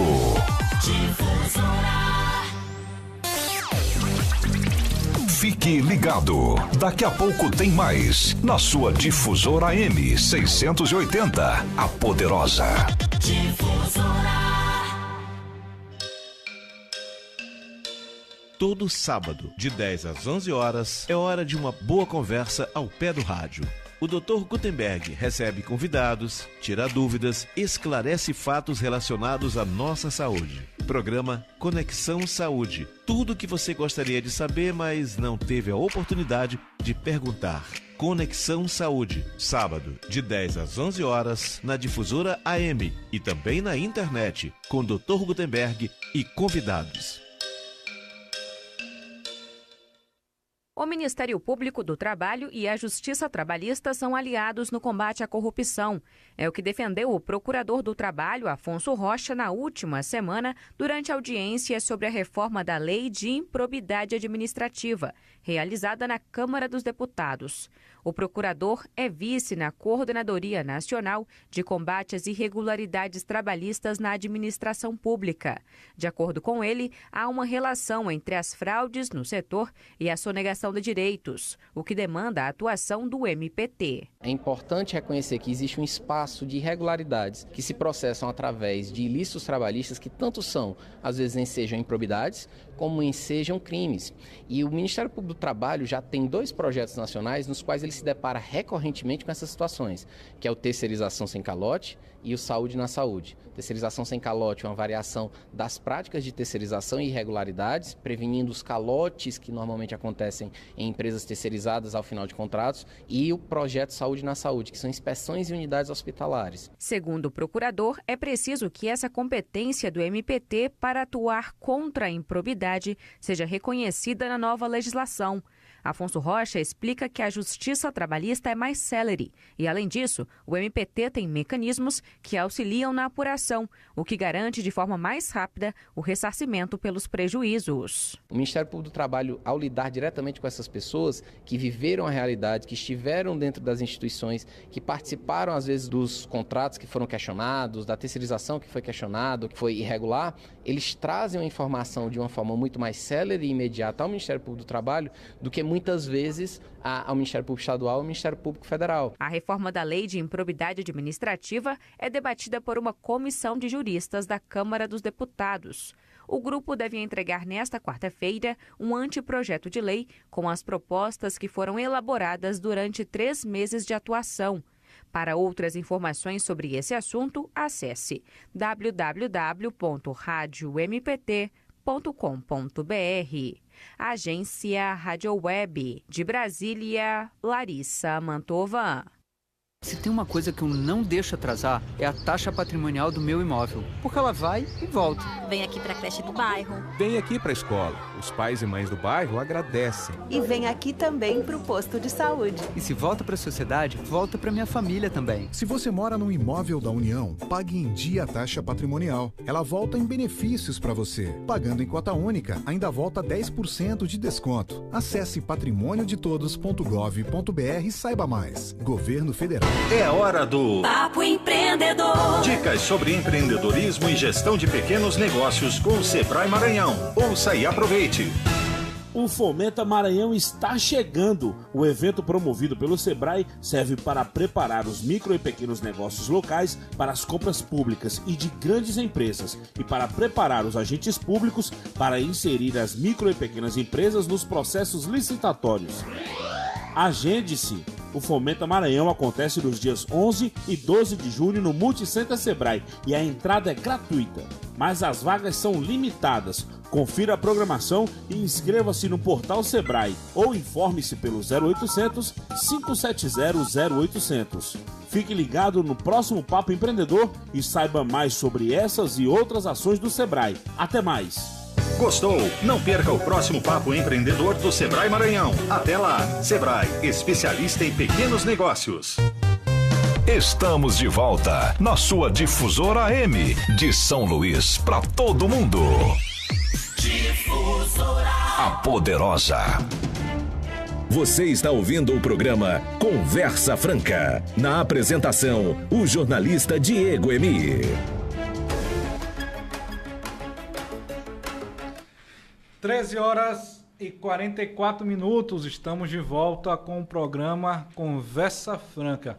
Lembrando que hoje nós estamos abrindo a série de sabatinas com os pré-candidatos ao governo do Maranhão. E hoje nós recebemos o pré-candidato ao governo, Coronel Monteiro, do PHS. Ele já conversou sobre tudo, não fugiu de nenhuma pergunta. Lembrando que hoje também, Andresa, tem aquele encontro bombástico entre Trump e Kim Jong-un, lá em Singapura. Toda expectativa para esse encontro que já vai ser dia 12 aqui no Brasil e lá também. Na verdade, aqui vai ser 11, lá vai ser 12, né?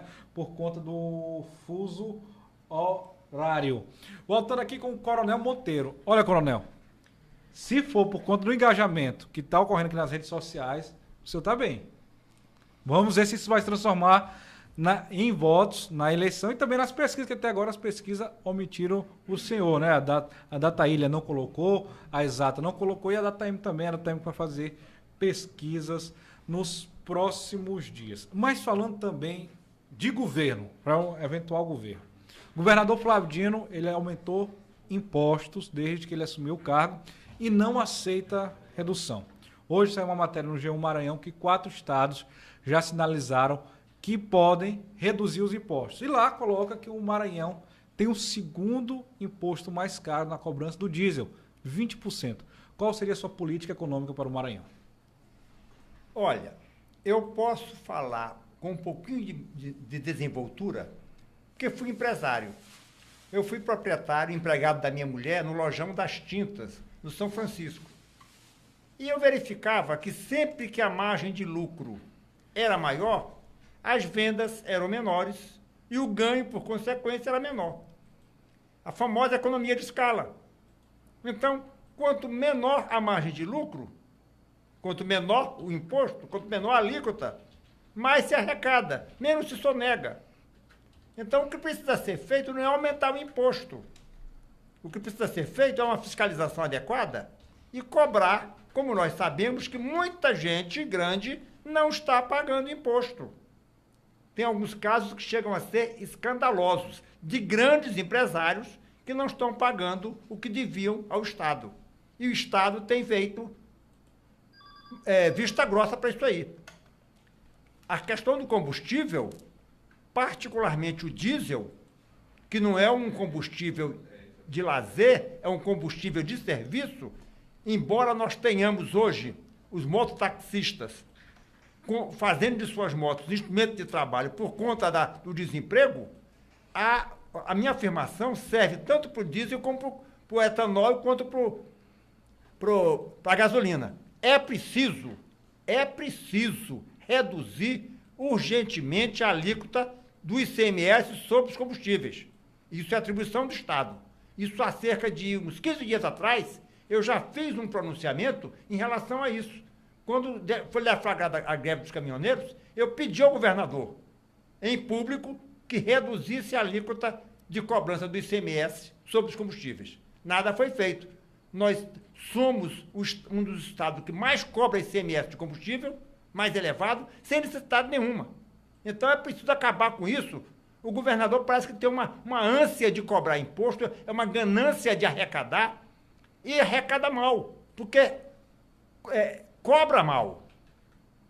Bota lá em cima a alíquota e não sabe arrecadar. Então a sonegação é muito grande e, em consequência, o Estado não tem a arrecadação que devia ter. Incompetência somada à usura. Uma das defesas desse movimento que o senhor também apoia, que é o dos caminhoneiros, em uma parcela defendeu a intervenção militar. O senhor também é favorável a uma intervenção militar? Radicalmente contra. Eu sou radicalmente contra a intervenção militar nos moldes em que ela é colocada aí. A intervenção militar só será admitida e só deve ser admitida, só deve ser cogitada dentro da lei. Para ação específica e com prazo de cumprimento específico. Com dia para começar e dia para acabar. Fora disso, não é intervenção, é subversão. E eu não concordo com isso. Essa questão dos combustíveis, ela está muito associada à dependência que o Brasil tem, especialmente por transporte rodoviário. E aqui no Maranhão também, porque a gente não tem nem metrô, não tem VLT, não tem nenhum outro tipo de transporte alternativo, né? O transporte ferroviário, aliás, é muito limitado de passageiros aqui no estado do Maranhão. Eu queria saber do senhor como é que o senhor pretende buscar parcerias, ter acesso a essas parcerias para trazer esses investimentos quanto a transportes no estado do Maranhão, se o senhor já disse que não precisa de presidente, né? E sobre essas parcerias com o Congresso Nacional também, né? Como é que o senhor vai lidar com isso? Somente com o empresariado ou essa questão não vai ser tratada na sua gestão caso o senhor seja eleito? Cuidado com as palavras. Eu não disse que eu não quero saber de presidente. Eu quero muito saber dele. Agora, o que eu quero dele são as parcerias em proveito do Estado. Mas o senhor disse que um governador pode governar sozinho, independente do presidente. Também não foi assim. As palavras estão mal postas. Mas não vamos entrar nessa questão, porque se eventualmente eu tiver dado a entender isso, eu com toda a humildade faço a correção. Não tenho vaidade boba, mas te digo, vamos precisar sim do governo federal, claro. Vamos precisar dos nossos deputados e dos nossos senadores. Agora, o empresariado vai ter papel fundamental. Vou dizer uma coisa aqui, não é demagogia. Os Estados Unidos começou em cima de ferrovia. Foi assim que o oeste americano foi desbravado. Pois bem, porque os Estados Unidos começou a existir a partir do leste, mais próximo da Inglaterra, e foi se expandindo até o Pacífico. Começou no Atlântico e foi até o Pacífico. Pois bem, aqui no Maranhão, nós já tivemos uma ferrovia razoável, a Estrada de Ferro São Luís Teresina. Meu pai trabalhou nela há muitos anos. E não temos hoje, senão a ferrovia Carajás, com o transporte de passageiros quase que como uma contrapartida. Nós pretendemos cortar o Maranhão por ferrovia. Não é nos furtar da dependência da rodovia. É que a ferrovia tem que ser a espinha dorsal do Estado. E nós temos um Estado extremamente favorável à ferrovia. Os nossos relevos não são significativos, não são relevantes. Sendo redundante, os nossos relevos, nosso relevo como um todo, não é comprometedor. Nossa topografia é favorável à ferrovia. Então, nós podemos ter uma malha ferroviária satisfatória, ligando o Maranhão com o Pará, o Maranhão com o Piauí, o Maranhão com o Sul, que vai se encaixar com o Tocantins e integrar com o resto do Brasil. Nós temos o Sul do Maranhão, deu dó. Eu estava em Balsas, vendo aqueles bitrem, uma verdadeira procissão de caminhões carregados de soja. Centenas. Eu não quero dizer milhares para não ser tão radical. Quando uma única composição seria capaz de transportar tudo aquilo que eu vi ao longo de um dia. Uma única composição, como acontece com a Estrada de Ferro Carajás. O que falta é planejamento. O governo que passou, o governo federal que passou, isentou a indústria automobilística de quase todos os impostos. Então, fabricaram-se milhares e milhares de caminhões. E ninguém investiu no transporte pesado de cargas e no transporte de massa. Nós não temos no Maranhão um VLT que seja. Um candidato a prefeito ensaiou alguma coisa aí um tempo desse atrás, mas a gente sabia que aquilo era mera ficção, porque não se sustentava, não havia projeto. E nós temos projeto para isso. Pelo menos Imperatriz e São Luís, de imediato terão um transporte de massa nesses moldes. Isso no curto prazo. É uma necessidade vital. Não é demagogia, não. É realidade. E o eixo ferroviário do Maranhão tem que... A cruz do Maranhão vai ser uma cruz. É norte ao sul, de leste a oeste. Isso vai ser feito como prioridade. 13 horas e 54 minutos. Nós recebemos hoje o pré-candidato ao governo do Maranhão, Coronel Monteiro, que não fugiu de nenhuma pergunta. Pelo contrário, deixou pelo menos a mim uma boa impressão. Eu pensei que seria, não conhecia o Coronel Monteiro, estou conhecendo hoje, seria alguém bem mais radical contra direitos humanos, contra o LGBT, em defesa da intervenção militar.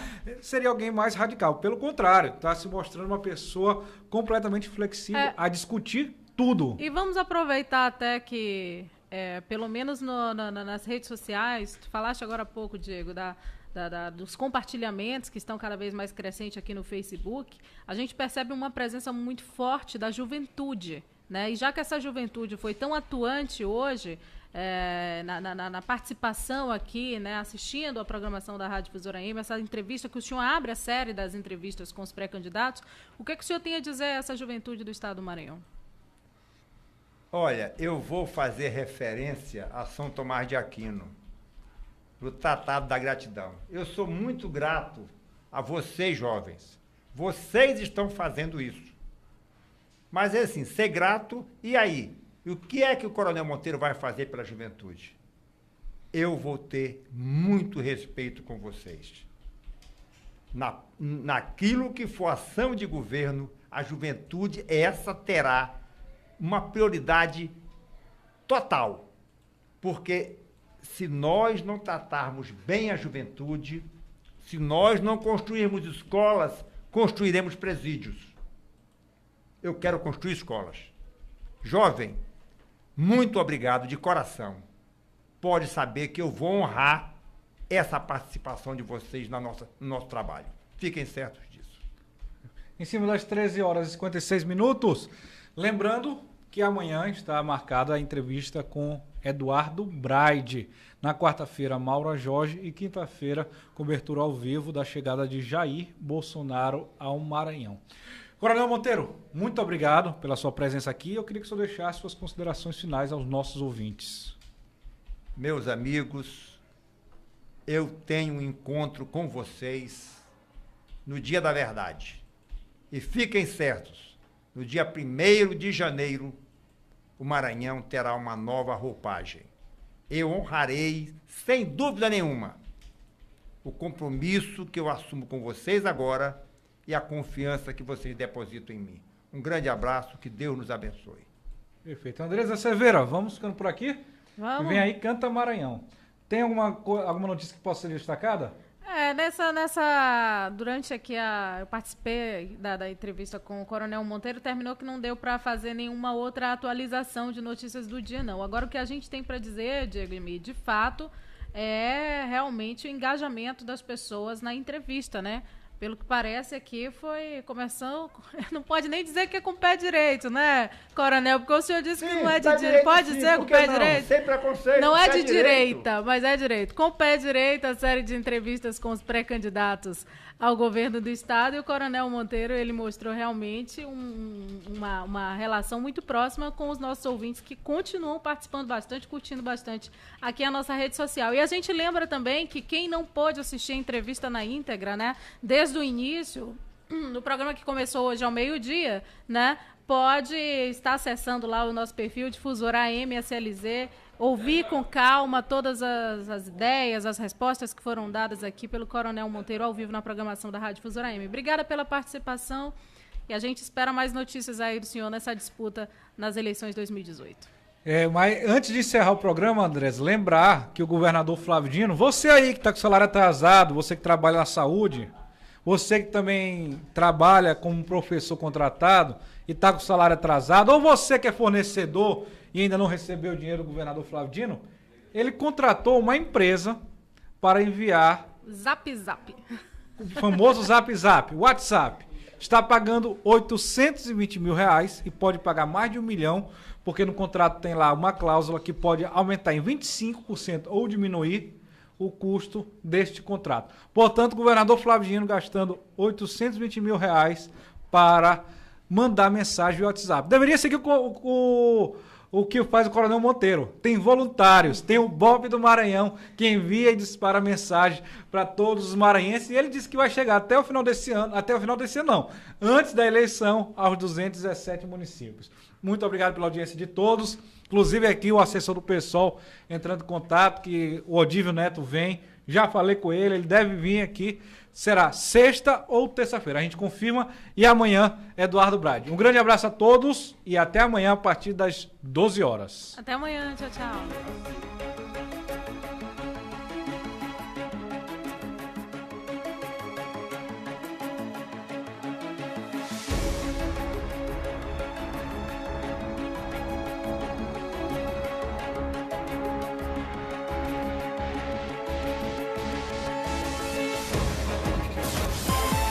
Esta é a Rádio Difusora AM, 680 kHz, ZYH 885, emissora do Sistema Difusora de Comunicação de São Luís para todo mundo. Difusora. Fique ligado, daqui a pouco